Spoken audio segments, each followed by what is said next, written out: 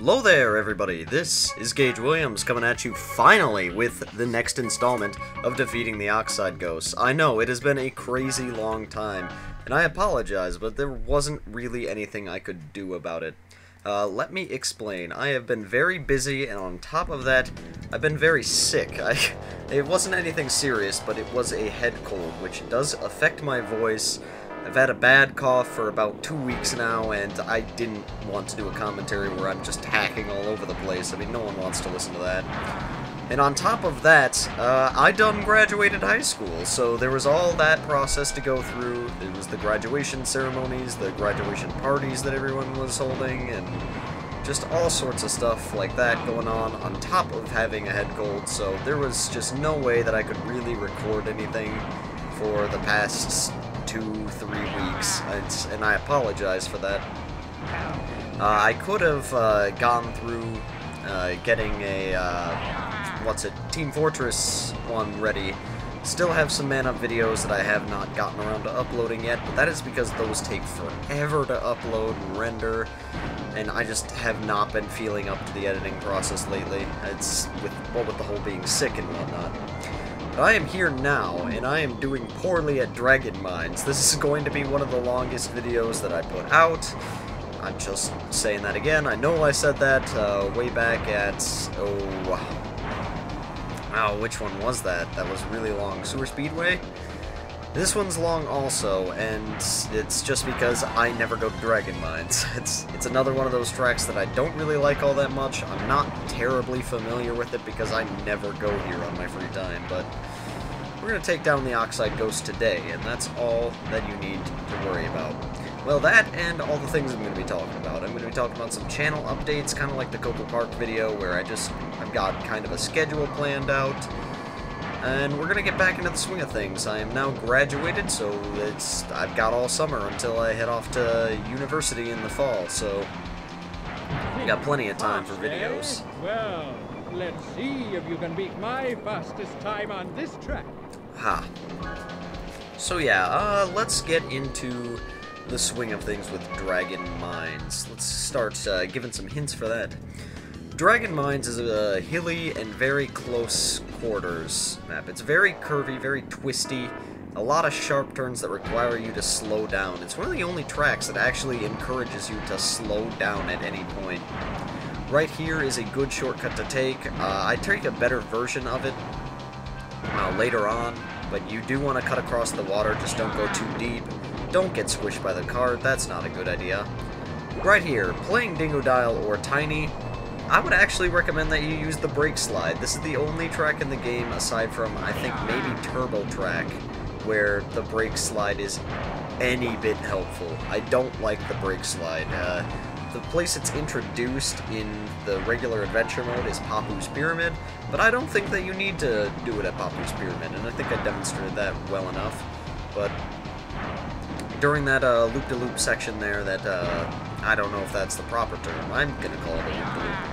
Right here, this wooden section, I would brake slide. I like how I followed my ghost into the just abyss there.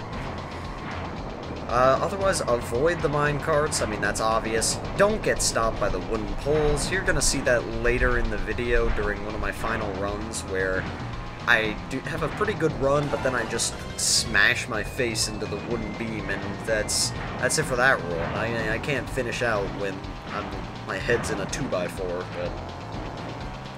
So yeah, cut across the water.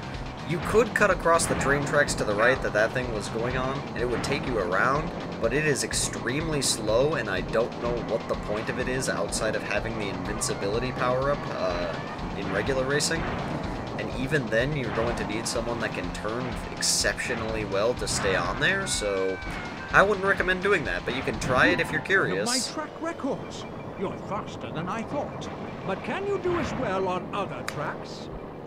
That's about all I have to say, at least significantly, for Dragon Mines. I mean, it's a pretty straightforward track. I mean, it is difficult, but it's not difficult because there's any particular trick. It's like Dingo Canyon. I mean, just the track itself and the ghost itself are somewhat challenging.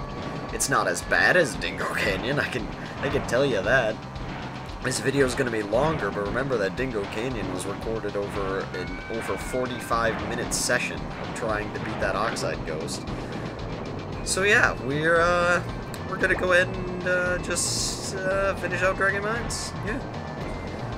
So let's get into the more scheduling aspect of what you can expect from the channel in the upcoming time slot. I don't know how long this is going to extend, but basically you're going to be seeing a lot of Awesome Nuts coming up here, along with this series, but I mean, the reason for that, my friends and I are just crazy into Awesome Nuts right now, and an update recently came out, and soon we are going to get a new knot added to the cast. They're teasing it now. We've got the blurry screenshots and the silhouettes of the character profiles so that we don't know what it is. It's an exciting time. I mean, everybody looks forward to that. Who wouldn't want a new character? It's like, wow, that's crazy. Also, you are going to be seeing a new series, which I won't spoil yet, but it's pretty old. It's a pretty old game, but I only recently got it. There was a big Steam sale, so I picked that up for cheap. You're going to be seeing that. Old game. I'm not very good at it, but and I am easily outshined by my friends at it, but that's okay. I'm going to show it off anyway, because it's one of the few things I can record without just turning down the graphic settings or running in a tiny window. The only problem is it does kind of wig out when it starts to load. I don't know, Fraps has a problem with that game and loading, where sometimes it'll crash the game if it's loading while recording, so I'll just have to be sure to avoid that. What else? TF2 update came out recently, but it was only hats, so I'm not feeling TF2 lately. I apologize for people who do like the TF2 content. I have not been in the mood for TF2 lately. There's just been too many other games going on, too many other events going on. What is important about that TF2 update, it was just a hat update, but it was the first update where everything was done by the community. There were some 50+ items, 50+ hats added to the game, all from the Steam Workshop. The community handled the update splash pages and everything yet.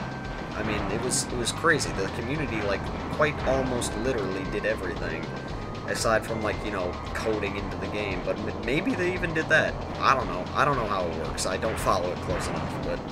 So that is exciting news for the future of TF2, that community updates can happen on a grand scale, but for the present time, I'm gonna skip that update. The Electric Boogaloo update, not for me.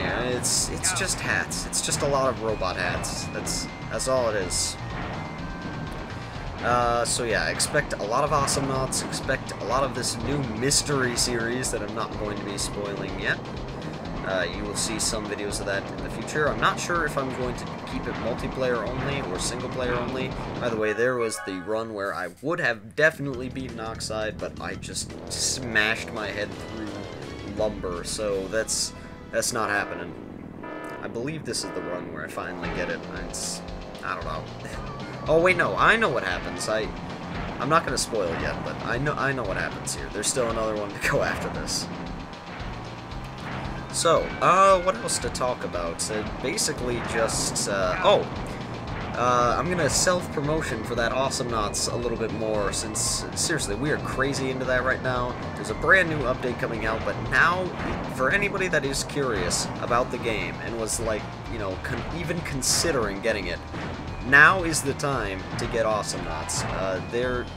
It is IGN Prime, I think that's their paid subscription account. It is their free indie game of the month, so there's going to be an influx of new players. The game is probably at one of its most balanced points it's been at since the game launched, believe it or not. There's really only 2 characters who are just really annoying to face, but everybody's in a good position right now. There's going to be a bunch of new players, and we are getting a brand new character soon. So I would recommend now, if now would be the time.